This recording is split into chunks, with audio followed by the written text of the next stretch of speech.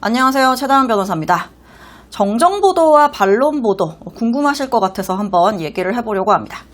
제가 처음으로 언론을 상대로 소송을 했던 게 2017년도였어요. 2017년도에 문화방송을 상대로 해서 반론보도 청구를 하는 항소심을 선임을 한 적이 있습니다.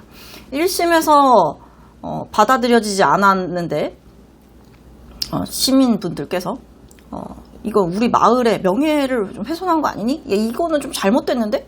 이거 막 이러면서 반론 보도를 항소심에서라도 좀 꼭 받아들여줬으면 좋겠다! 라고 해서 저한테 부탁을 하셔가지고 그때 항소심을 진행을 했었고, 그래서 항소심에서 받아들여졌던 사건이었어요. 그게 저의 첫 이제 언론 사건이었죠. 그 이후에 운 좋게도 큰 언론사의 자문 변호사도 하게 되고, 그러다 보니까 언론중재위원회에 이제 가서 출석해서 이제 진술하거나 하는 경우들도 있고, 또 이제 제소를 하거나 이런 일도 생기게 됐습니다.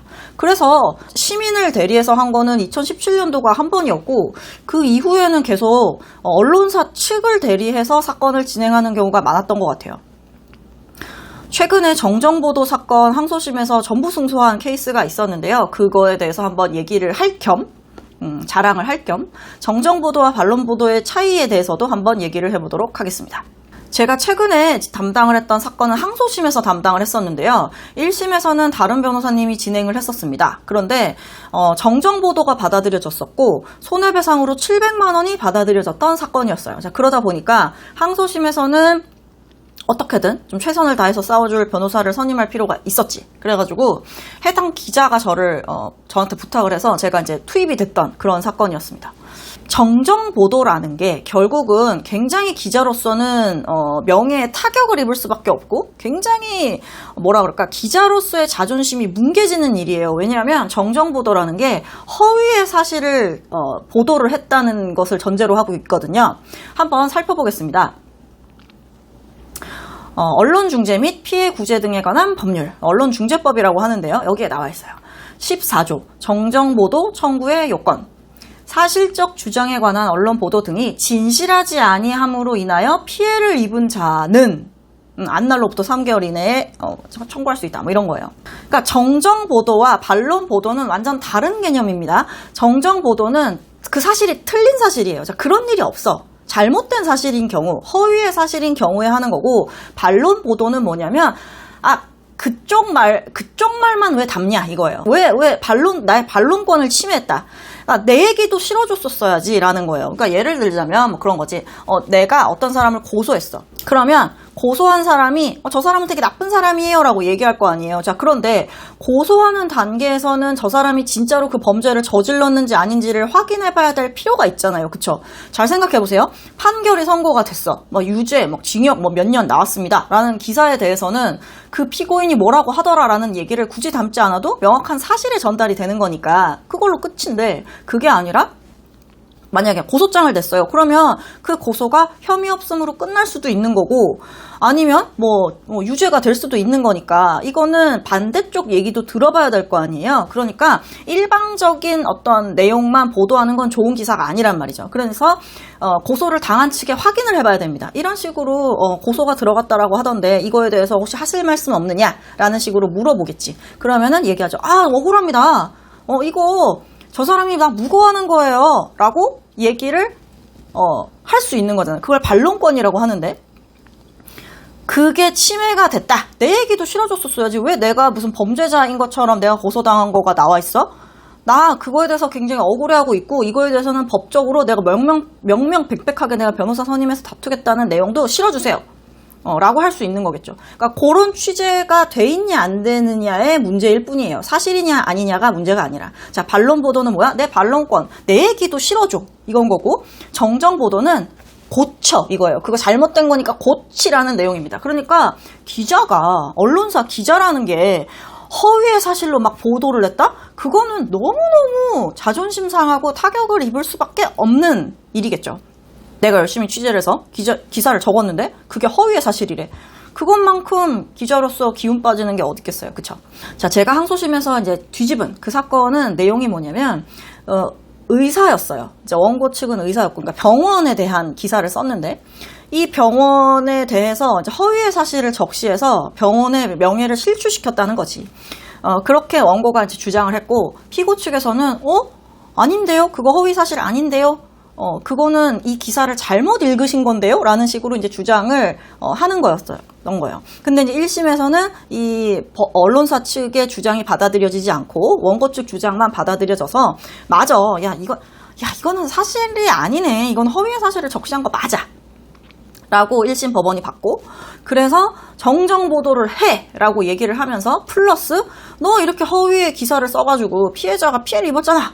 그러니까 손해배상 700만 원 인정 땅땅땅 이렇게 했던 겁니다. 그러니까 사실상 다 진 거지 뭐. 사실 원고가 훨씬 더 높은 손해배상금을 요구했기 때문에 손해배상의 일부가 인정이 됐긴 하지만 언론사 입장에서는 패소한 거죠.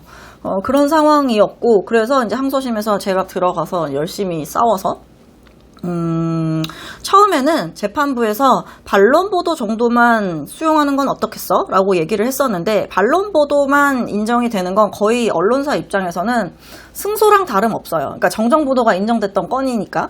그래서 저희가 그 정도는 뭐 양해할 수 있겠다라고 얘기를 했는데, 이제 원고 측에서 이제 팔쩍팔쩍 뛴 거지. 왜냐하면 지금 허위의 사실이라고 계속 주장을 하고 있는데, 허위의 사실이 아니라 이쪽에서는 뭐 이런 측면이 있다라고 얘기하던데, 얘 얘기도 한번 들어볼래? 이런 식으로 얘기를 하는 거로는 안 된다. 난 저 기사가 잘못됐다라고 주장을 하고 있는데, 내가 그 기사는 그 기사대로 두고 뭐 이런 식으로 하는 거를 받아들이진 않을 거 아니에요. 자, 그러니까 당연히 이의를 했어. 그래서 이제 저희가 이제 선고로 받게 됐고 판결문으로 받게 됐는데, 판결문에서는 정정보도 기각, 반론보도 기각, 손해배상 기각 해서 전부 승소를 했던 사안이었습니다. 결국 정정보도를 뒤집기 위해서는 뭐냐, 이게 허위의 사실인지 아닌지, 혹은 기자가 진실한 사실로 믿을 만한 타당한 이유가 있었는지 등에 대해서 입증을 해야 되는 거죠. 그러니까 취재 당시에 어떤 내용 때문에 이런 보도를 하게 됐는지, 소스가 정말로 있었는지, 혹은 얘만 유독 이런 기사를 썼는지, 아니면 그 시기에 이 병원을 상대로 여러 기사들이 좀 있었는지, 이런 것도 당연히 파악할 수 있는 것이고, 여러 가지를 따져보게 됩니다. 당시 이 기사를 썼을 때의 상황이라든지, 굳이 이 병원에 대해서 문제 제기를 할 필요성이 있었는지, 그러니까 공익성이 있었는지까지도 다 확인을 해봐야 되는 거겠죠. 그래서 언론 소송이 요새는 많습니다. 뭐 언중이도 굉장히 많고, 단순히 그러니까 언론 보도에 내가 노출이 됐어, 그랬더니만 나는 내가 원했던 건 이게 아니야 이러면서, 심지어 최근에는 제보를 한 당사자가 언론사를 상대로 문제 제기를 하는 경우도 저는 봤거든요. 야, 나는 이렇게까지 사건이 커질 줄 몰랐는데 내가 너한테 알려줬는데 세상에 이게 기사가 막 다 퍼졌네? 뭐 이런 식으로 주장을 하시는 경우가 있어서 언론에 대해서 너무 모르신다라는 생각을 했죠. 왜냐하면 기사라는 건 당연히 한 군데서 단독 보도를 하면 그 기사가 퍼져나가게 되고 후속 보도가 진행되기도 하고, 이게 파장이 일어날 수밖에 없는 거거든요. 그거를 예상을 못하고, 뭐 일기장도 아니고, 내가 그럴 것 같았으면 내가 블로그에다 썼지. 네이트 판에만 써도 기사가 막 뿌려지는 상황에서. 여튼 뭐 그런 식으로 다투기도 한다라고 하니, 언론사 측을 대리해서 제가 최근에 많은 일을 하고 있다. 근데 한 번도 언론에 관한 얘기를 해본 적이 없는 것 같아서 이번 영상을 이제 찍게 된 거죠. 다시 한번 말씀을 드리지만, 언론사를 상대로 다투실 수 있는 거는 크게 두 가지라고 생각을 하시면 되는데, 한 가지는 뭐냐? 정정보도. 정정보도는 뭐다? 잘못된 내용을 바로잡는 거예요. 자, 너가 보도한 그 내용이 사실관계가 잘못돼 있어. 그러니까 그거는 고쳐 라고 얘기를 하는 거고, 다른 하나는 반론보도인데, 반론보도는 뭐냐면, 야, 내 얘기도 좀 실어줘. 내 얘기도 좀 들어봐 라는 겁니다. 그러니까 내가 언론사를 상대로 싸운다는 측면에서 정정보도와 반론보도를 굉장히 비슷하게 생각하실 수는 있으나 사실은 굉장히 다른 개념이다. 그런 내용을 한번 확인을 해보시면 좋겠고, 내가 언론 보도를 통해서 뭔가 손해를 입었다라고 한다면 언론사에 이거에 대해서 이제 이의 신청을 할 수 있는, 이렇게 하는 건 아니지 않냐라고 할 수 있는 방법들에 대해서 한번 살펴본 것이니까요. 정정보도, 반론보도에 대해서는 한번 이해를 해두시면 좋을 것 같다라는 생각이 듭니다.